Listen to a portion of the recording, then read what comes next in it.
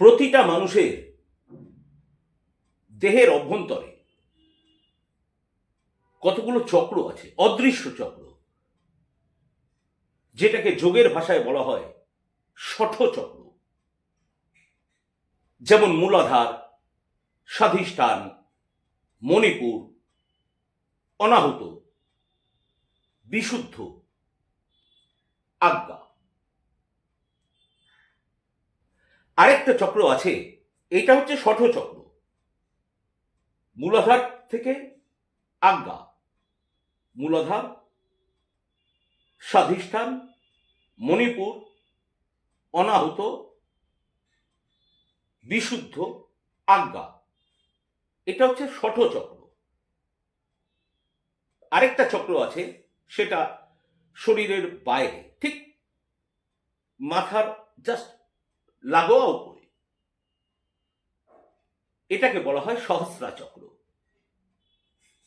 কিন্তু একজন সাধকের কুণ্ডলিনী শক্তি সাধারণত মূলাধার থেকে আজ্ঞা চক্রের মধ্যেই ঘোরাফেরা করতে থাকে। প্রতিটা চক্র ভেদ করতে করতে একজন সাধক যখন আজ্ঞা চক্রকে ভেদ করে, তারপরেই সে সহস্রাতে পৌঁছতে পারে। কিন্তু একটা সাধক কখনোই বেশিক্ষণ সে সহস্রায় অবস্থান করবেন না। তার কারণ সহস্রা হচ্ছে সমাধির জায়গা, যেখানে বিশ্বের সমস্ত সৃষ্টি বিলয় হয়ে যায়। তো যাই হোক, এই চক্রগুলোর ব্যাপারে তোকে আমি পরে আরো বিস্তারিত বলবো। তো যাই হোক, এখন যে কথাটা বলছি সেই প্রসঙ্গে আসি। একজন সাধক সাধনার একটা পর্যায়ে পৌঁছানোর পর সাধনারত অবস্থায় সে যখন নিজেকে তার অনাহুত চক্রে কেন্দ্রীভূত করে, সেই সময়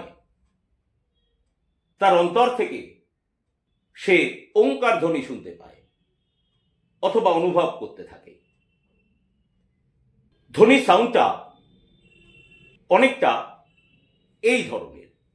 তোকে বোঝানোর জন্য আমি বলছি,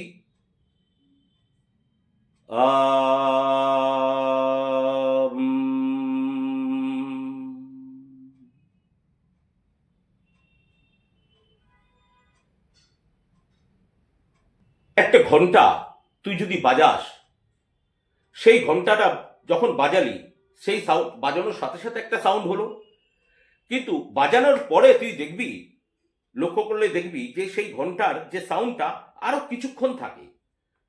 যেমন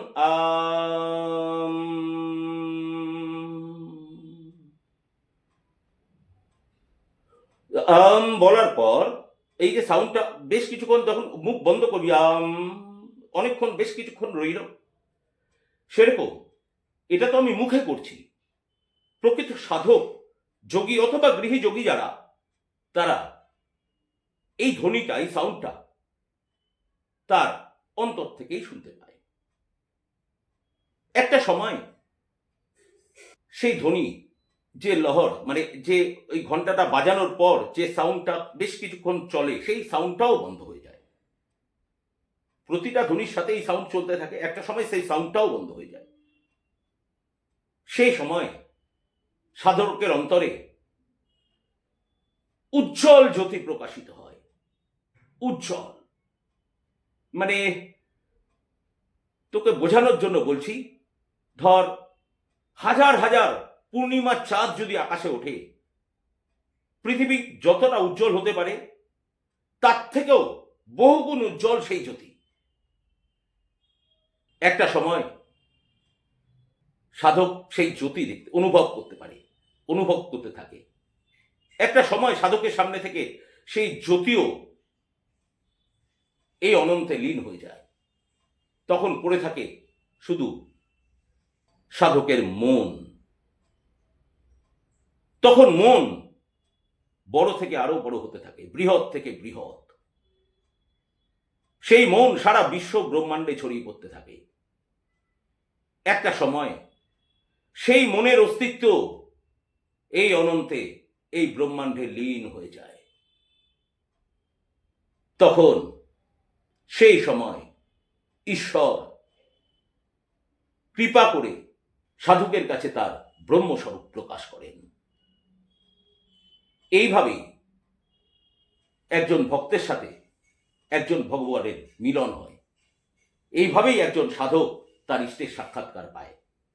জয় শ্রী গোলকনাথ, জয় শ্রী গোলকনাথ, জয় শ্রী গোলকনাথ।